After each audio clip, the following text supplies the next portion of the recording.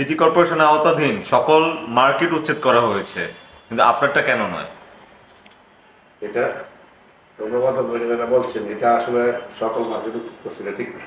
Market উচ্ছেদ হচ্ছে তিনটা, যে তিনটা ভাঙছে এই তিনটা হলো মনে করেন যে 42টা মার্কেট, 45টা মার্কেট যখন চলে যায় তখন 45টা মার্কেট ওনার স্বাক্ষর জাল করে 45টা মার্কেট বলছে 45টা মার্কেট জাল করে এটা হচ্ছে।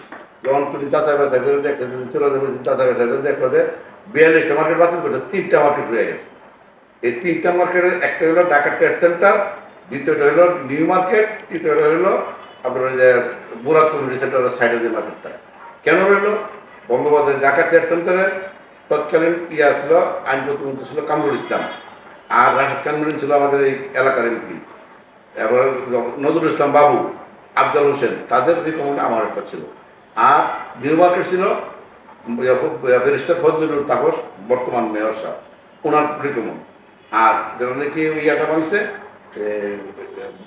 রাখছে এটা হলো মুরাদ কমিউনিটি সেন্টারের পাশে, সেটা হলো তখন ছিল এরা রিকমেন্ড করছিল হলো স্বরাষ্ট্রমন্ত্রী সাহারা খাতুন।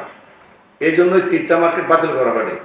আর 42টা মার্কেট বাতিল করেছে। যদি আপনারা এই যে এটা যে বাতিল করছে এই কাগজপত্র সব আমাদের কাছে আছে, আপনারা চাইবেন কাগজপত্র আমরা শু করবো সমস্যা নেই। বাংলা নয় কেন যে অটোগুলি মার্কেট করছে অন্য কোনো মার্কেট পাবো, আমি তো এখানে তিনটা মার্কেট আর মারতে পারি বাংলায় হুমকি গেছে, এই গেছে সেই গেছে, বাতিল হয়েছে। কিন্তু বাংলায় কারণ হলো যখন মেয়রটা বুঝতে পারছে যে আমি যে বাংলাদেশ গরিবের ঘরে বাতিল দিতেছে, আমরা আগে যাচাই বাছাই করে দেখি, উনি যাচাই বাছাই করতেছে।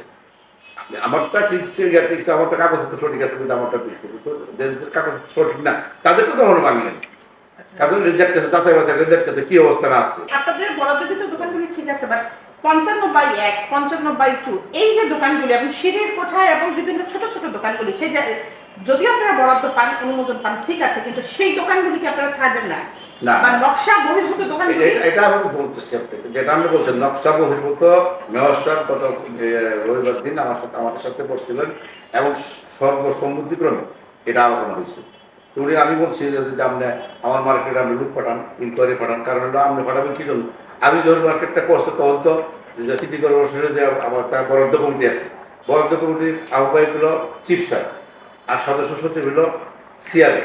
এটার মধ্যে এই কমিটি যাচাই বাছাই করে তখন এটা বরাদ্দ দেবে, বুঝছেন? এই বরাদ্দটার মধ্যে কোনো ভুল ত্রুটি থাকে তাহলে এটা দায়িত্ব কোনো মার্কেটের না, সেটা হোক আর সিটি কর্পোরেশনের। সিটি কর্পোরেশনের যাচাই বাছাই করে এটা দিচ্ছে ইঞ্জিনিয়ার ডিপার্টমেন্টে। ইঞ্জিনিয়ার ডিপার্টমেন্ট সরাসরি সরজমিনে তারা এটা প্রতিক্রিয়া করছে, ঘুরে আগে দেখছে কোথায় কোনো ত্রুটি আছে কিনা, কোথায় নাম্বার কোনো কিছু আছে কিনা। আপনারা যে প্রশ্ন এটা করছেন এটা কিন্তু আমাদেরও আগে ছিল প্রশ্ন।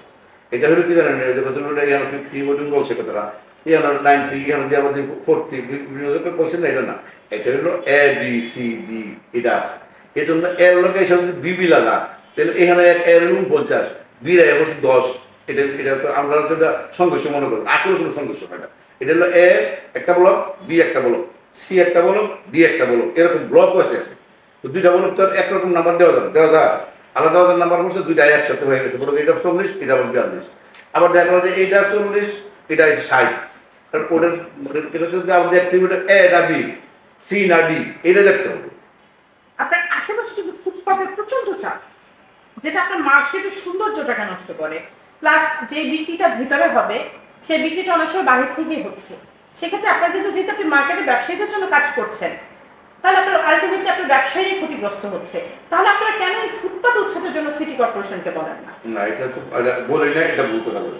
আমরা একাধিকবার বলছি, উনিও একাধিকবার পরিষ্কার করছে, ফুল ক্লিয়ার করে রয়েছে, কিন্তু এই দিকটা ক্লিয়ার করেছে না। আমরা মনে করি আমরা এই দিকটা আসতেছি, কিছু দেওয়া বসতেছি।